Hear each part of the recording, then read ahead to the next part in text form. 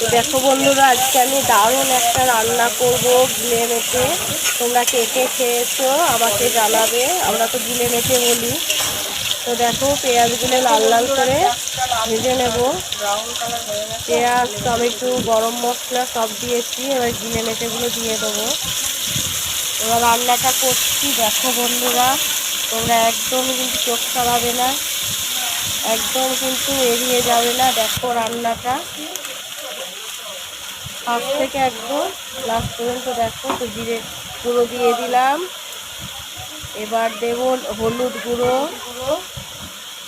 এবার দেব লঙ্কা গুঁড়ো, লঙ্কা গুঁড়ো দিয়ে দেবো। এবার দেবো আদা রসুন বেটে রাখা।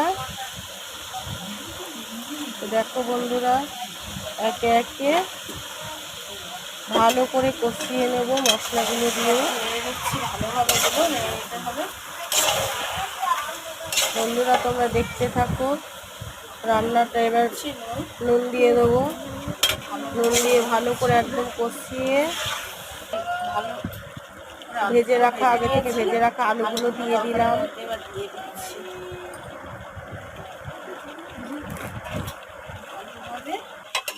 কষিয়ে নেব, ভালো করে কষিয়ে নেব বন্ধুরা। দেখো খুব তাড়াতাড়ি একটা রান্না, খুব অল্প সময়ের মধ্যে রান্না।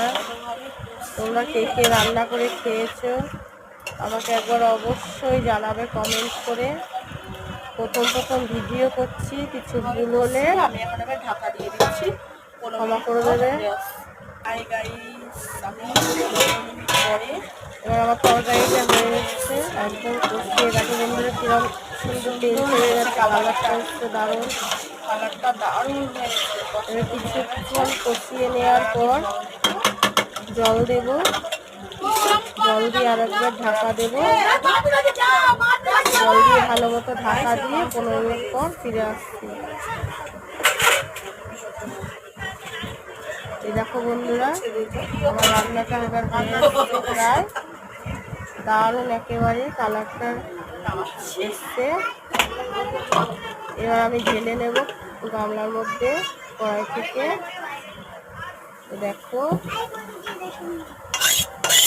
রান্নার কালারটা দেখেন, খুব সুন্দর।